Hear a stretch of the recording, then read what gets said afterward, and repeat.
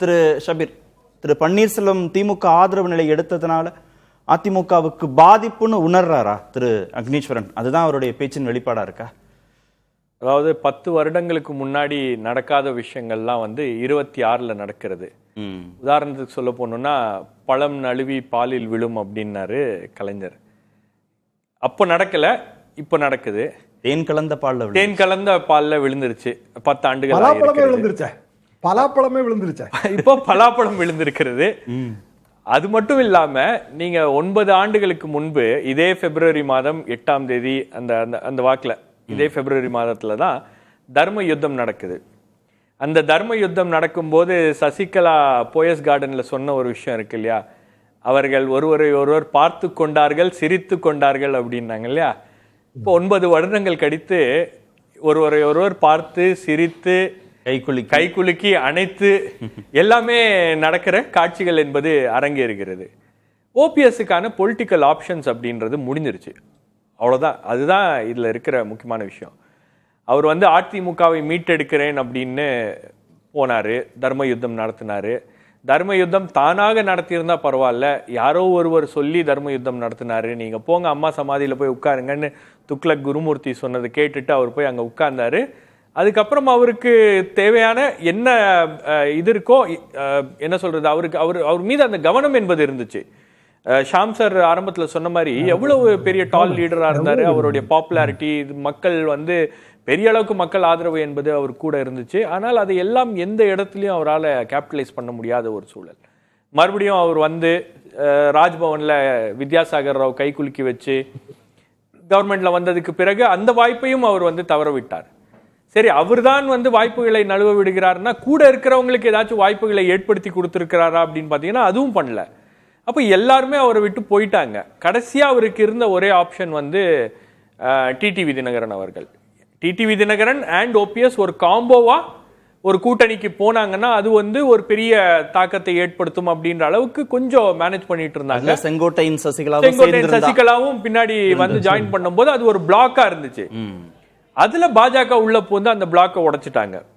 And ரெண்டாவது, இவருக்கும் பாஜகவை நம்பிதான் இவர் இருந்தார். இவருடைய அரசியல் நம்பி அவர் இல்ல, இவருடைய செல்வாக்கை அவர் நம்பி இல்லை, இவர் கூட இருக்கிறவங்களை நம்பி இல்லை. இவர் பாஜக அவரை கரை சேர்த்துரும், ஏதாவது ஒன்று பண்ணிடுவாங்க அப்படின்னு இருந்தாரு. பாஜகவை நம்பியதால் அவர் கைவிடப்பட்டார்.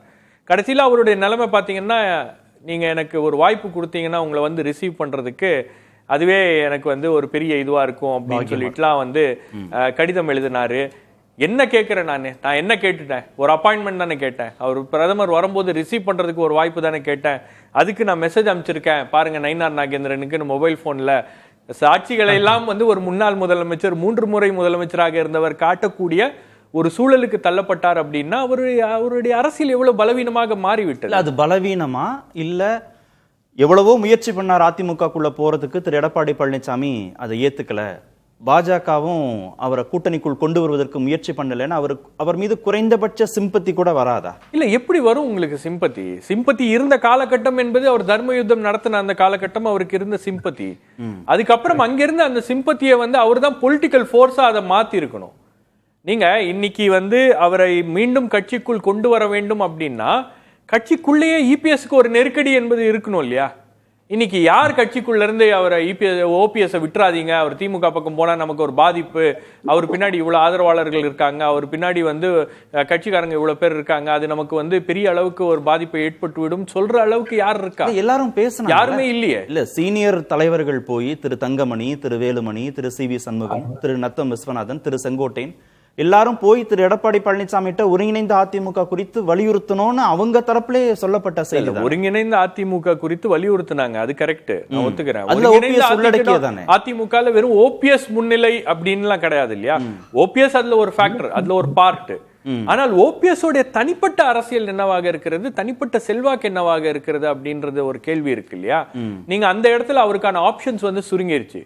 ஒன்றிய அரசாங்கம் அவரை முழுக்க கைவிட்டுருச்சு.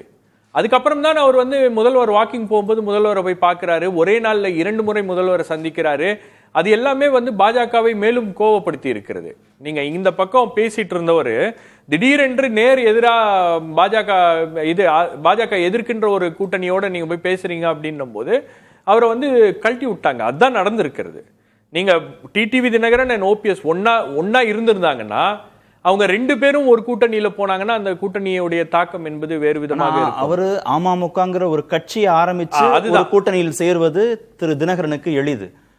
அதிமுகக்குள்ள போகணும்னு நினைக்கக்கூடிய திரு ஓ பன்னீர்செல்வத்திற்கு அந்த அகாமடேஷனை கொடுக்க மாட்டாங்க. இல்ல அதிமுகக்குள்ள போகணும்னா ஒரு சாதாரண தொண்டரா போகணும்ல ஓபிஎஸ் விரும்பல. அவருடைய இது என்னன்னா ஸ்டேட்டஸ்கோ. 2017-18 என்ன ஸ்டேட்டஸ்கோ இருந்துச்சு, அவர் ஒருங்கிணைப்பாளராக உள்ள வரணும் அப்படின்னு விரும்புறாரு. அந்த கோரிக்கை அவர் பிஜேபி கிட்ட வச்சிருக்காரு. அந்த கோரிக்கை பிஜேபி ஏற்க முடியாது. பிஜேபி வந்து இபிஎஸ் அவர்களை கூப்பிட்டு பேசும்போது இபிஎஸ் சொன்னது, நான் டிடிவி தினகரனை ஏத்துக்கிறேன், கூட்டணிக்குள்ள வரட்டும், ஆனா ஓபிஎஸ் ஒருபோதும் நான் ஏற்றுக்கொள்ள மாட்டேன் அப்படின்னு அவர் இது பண்ணிட்டாரு. அதுக்கப்புறம் பிஜேபியாலேயே அவரை வந்து கன்வின்ஸ் பண்ணி கொண்டு வர முடியல, அவருக்கு எதுவும் பண்ண முடியல. அதுதான் வந்து இதுல உதாரணம். இது ஃபேக்ட் இல்ல. இங்க சிக்கல் வந்து திரு பன்னீர்செல்வமா திரு எடப்பாடி பழனிசாமியா? சிக்கல் என்பது பன்னீர்செல்வம்க்கு என்ன அரசியல் இருக்கு அப்படின்னு கேட்கிறேன் நானு. நீங்க என்ன, வாட் இஸ் ஹிஸ் பாலிடிக்ஸ்? அவரை நீங்க அதிமுகல மீண்டும் கொண்டு வருவதால் மீண்டும் ஒரு குழப்பம் வரும். அது பாஜகவுக்கு தான் நல்லது, அதிமுகவுக்கு அதுல என்ன லாபம்? நீங்க வந்து அதிமுகல ஒருங்கிணைந்த ஒரு தலைவராக கொண்டு வந்துட்டீங்க அப்படின்னு வேணா சொல்லாமே தவிர, வேர் இஸ் ஹிஸ் பாலிடிக்ஸ் என்ன? அவர் கூட இருக்கிறவங்க எல்லாரும் திமுக போயிட்டாங்க, அவருடைய ஆதரவாளர்கள் யாருமே அவர் கூட இல்ல. அப்போ அவருடைய அரசியல் என்பது ஒண்ணுமே இல்லாம போனதுனால் இப்போ வேற வழி இல்லாம ஓபிஎஸ் அங்க போயிருக்காரு. சரி, டிடிவி தினகரன் வந்து பாஜக கூட்டணியோட போனது வந்து ஓபிஎஸ்க்கு மிகப்பெரிய செட்பேக். அவருடைய ஆப்ஷன்ஸ் லிமிட் பண்ணிட்டாங்க. ஒன்னு ஓபிஎஸ் வரணும்னா என்டிஏக்குள்ள வரணும், அவங்க என்டிஏ கொடுக்கிற சீட்ல நிக்கணும். ஒண்ணு நீங்க பலாப்பழம் சிம்பல்ல மீண்டும் நில்லுங்க, அப்படி இல்லைன்னா நீங்க வந்து பாஜக சிம்பல்ல நில்லுங்கன்னு வாங்க. அதை விட வந்து ஓபிஎஸ் மேல நான் வந்து திமுகலயே போய் சேர்ந்துடுறேன் அப்படின்னு சொல்லக்கூடிய ஒரு நிலைக்கு அவர் தள்ளப்பட்டிருக்கிறார் அப்படின்னு தான் பாக்குறேன்.